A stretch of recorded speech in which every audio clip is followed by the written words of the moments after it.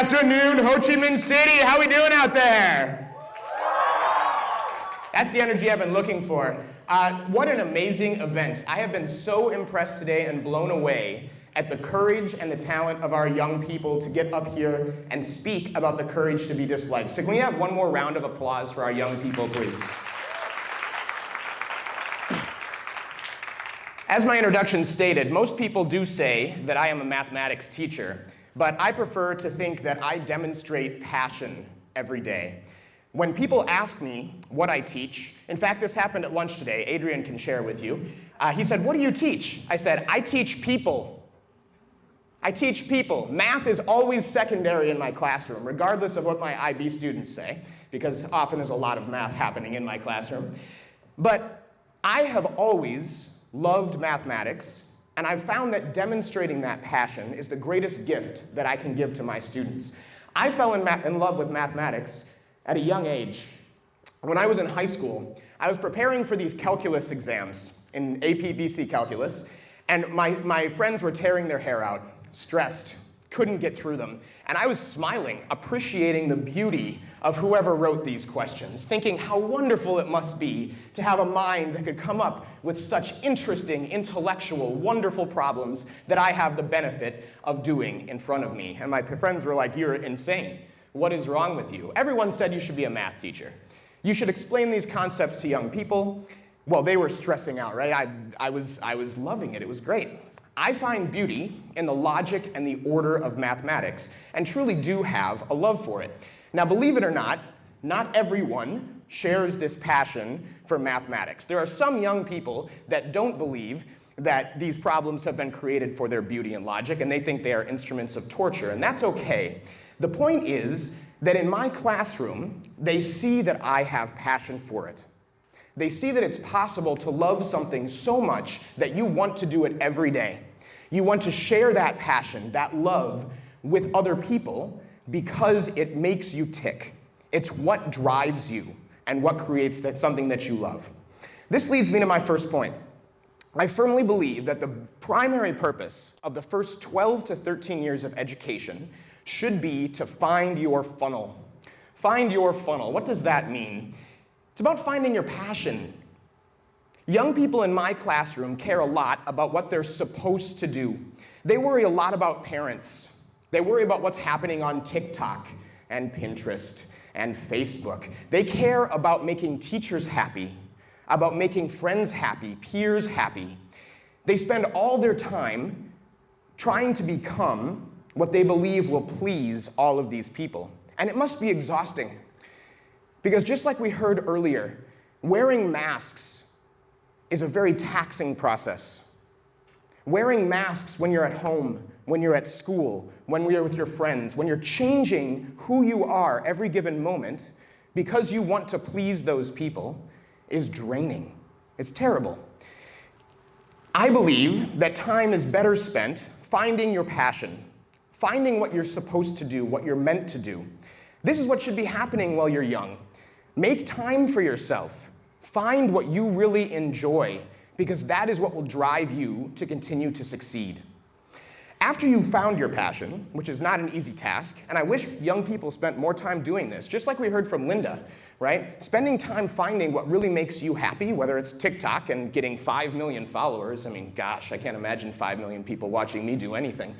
But finding that passion can create a community. Once you have a community that surrounds a passion, an activity that you love so much that no one can touch it, no one can judge you for that activity because you love it more than what other people think about you. That is when you have truly found something that can create a community of support and love and network. This is where mathematics and funnels come into play a bit. I couldn't give a talk without having at least a little bit of math. So what we have up here is a number line. Everyone that's been in some sort of a primary classroom has seen a number line before. When you're rounding a number, pretty much everyone knows, even at the most basic level of mathematics, if you're at 0.5 or above, you round up. If you're under 0.5, you round down. And it creates these things. I'm a very visual teacher. I like having things that connect my eyes to what I'm thinking. It creates funnels. And there go all my numbers. Are they coming back? I don't think so. That's so sad. That's all right. Well, imagine the 5 through 9 are still there. But each number comes down like rain from the sky. I had to remember how to do PowerPoint animations to make this happen, but watch this. Ooh. This is where the audience reaction comes into play. Everyone? Ooh. There we go. So 6.8 falls like rain from the sky into its funnel, and it falls down into the 6 category, right? 7.4 would also be funnel, 6.8 would fall into the 7 category. My IB students are laughing at me backstage. 7.4 would also fall into the 7 category. 7.5 is just enough to be funneled down into the 8 category. 6.3 would fall down into 6, and so on and so forth. I see the same thing with students when they come to a new school. That could be a situation where a student is changing schools or starting in a new level of school, like coming from primary to secondary. It starts off with them wandering around aimlessly, worrying where they're going to fit in, trying to find their funnel. Sometimes I worry about certain students falling into the wrong funnel. Sometimes I need to nudge them a little bit. Maybe they're at a 7.5 and I wish they were a 7.4. But finding that funnel where you are loved and affirmed and verified, I think is one of the most valuable things that a young person can do. And I think we as educators and parents need to encourage our students to find those passions, to find that funnel where they have something that they love so much that no one can judge them for it. They will do it no matter what. I have students that love art. It's not me. I'm not an artist. My students will tell you it's stick figures and at best I can draw a square. But I have students who are artists. I have students who are Lego builders. I have students who are TikTokers, most of them. And finding that thing that you love and you can create a community around, when I see it, it's beautiful. And I know that that student has found their funnel. So instead of wandering around aimlessly, once these students have found their funnel where they belong, I get to watch them experience life in a more fulfilling manner. For me in middle school, believe it or not, I was a little bit of a nerd. No way, Mr. Franske was what I was looking for there. Can't believe that. I found snowboarding. Believe it or not a lot of snowboarding in Vietnam. There's no snow here. But that's me on the right. This was taken last week in Japan. There are 2 people in this picture. Is there a laser pointer here? Oh, power. 2 people here, Stuart right there and Barry right there, with whom I have been doing snow sports for over 20 years. We find each other all over the globe and try to have crazy adventures wherever we might be. Right now, Barry lives wherever his laptop lies, and Stuart lives in Berlin. And wherever we happen to be, we try to get together for a ski trip once a year. Because I found these people when I was about 12, 13 years old. I knew that snow sports was something I had a passion for. That was my funnel. I was doing it alone. I knew that no matter what anyone said, I was a math nerd in the classroom, and then I would go to the hill where there were all these gangsters wearing their snow pants down under their butt and thinking they were so cool. Way too cool for school, man. And I was like, where do I fit into all this? And what I did was I found people, I created a community around my passion, around my funnel of snowboarding, that shared my values, that cared about school, that wanted friends who had the same value system. And I'm still friends with them today.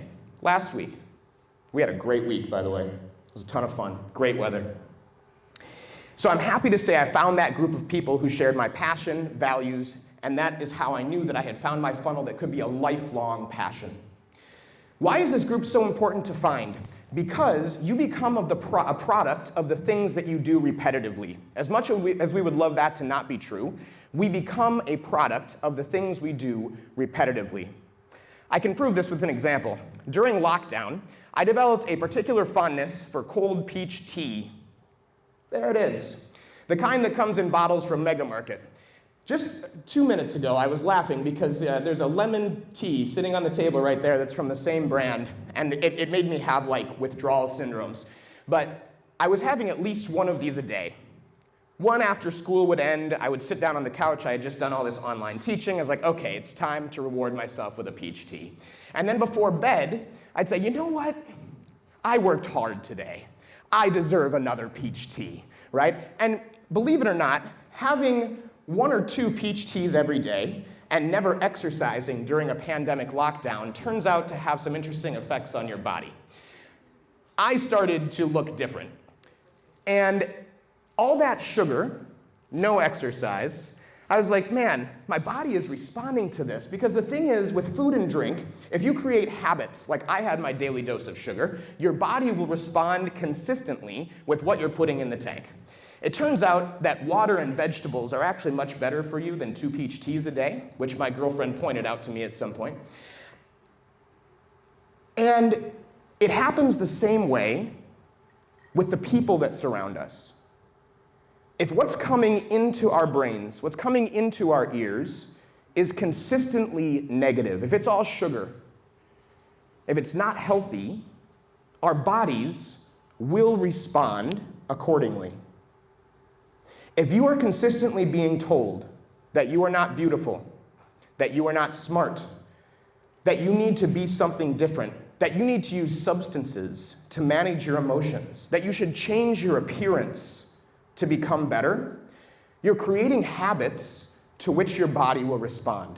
That consistent drip of negativity will permeate everything you do. So what can you do about it? Well, in my case, I had to stop having peach tea in the fridge. I had to get rid of it. I knew that if it wasn't in the apartment, I wouldn't drink it. I couldn't. Partly because of the razor wire that was outside of my apartment. But I knew that I had to get it out of my life. To use an old adage, you can't change the people around you, but you can change the people around you. You can't change the people around you, but you can change the people around you. This is a scary prospect, because sometimes you've been friends with someone for 10, 15 years, your entire life. But if they are feeding you consistently negative thoughts, that is not someone that is benefiting you. You need to get rid of the peach tea and go find some water and vegetables. Difficult analogies, I know, right? If they are telling you that you are not the best person you can be, if they are not encouraging you to be the best version of yourself, it's time to find a new funnel. Negativity is like a virus that eats us from the inside. You can choose your people. It's difficult to choose your family, and we've heard some excellent accounts of how our relationships with our parents can be strained. But you can choose the people you interact with at school, the people you interact with at the gym, outside of school. These are people that will shape your life for the future. So at this point, you might be thinking, wait, I thought he was going to talk about peer pressure. This doesn't sound anything like peer pressure. This is like a passion speech. If you create your community, if you surround yourself with people that share values that you want to embody, then peer pressure becomes a non-issue, because those people will not encourage you to do things that are harmful to you. You will support each other. You will encourage one another to succeed, and you will build on this foundation to become a great member of your community and your society as a whole. Get rid of the peach tea. We heard from Liz. If social media is giving you that negative drip, you need to get off of it, or wean yourself off of it. Just yesterday, I was talking with another math teacher, Mr. Phillips. We both had similar experiences in the last 5 years. My phone was stolen. I was on a train in New Orleans, and someone took my phone. It was dumb on my part. Mr. Phillips his phone broke, and he had to get it fixed. He was without a phone for like 3 days. I was without a phone for about a week. At first, you think that your life is over. How did we ever exist before smartphones? We live right now in a society where our young people don't know what life is like without smartphones. Believe it or not, before we had to do things like have paper maps, and then there was a little bit of time where we had to print maps off from the internet. MapQuest, yeah, those were the days. But after a day or two, it was so freeing. I couldn't believe that I was talking to people again. Right now, you sit on a bus or a train in another city, everyone is on their phone. I was having conversations with people. How do I get to this place? Oh, are you new in town? Yeah. You don't have your phone? Nope.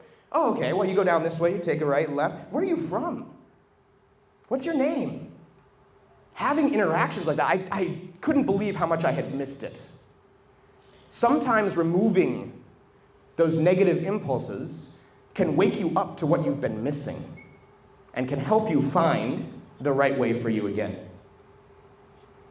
So, what I want to encourage you to do is remember, you are always your absolute best. You are perfect just the way you are. And when you find the people who will affirm and recognize the same thing, that is when happiness and healing can truly begin. Thank you so much for your time today. I hope you enjoy the rest of the day.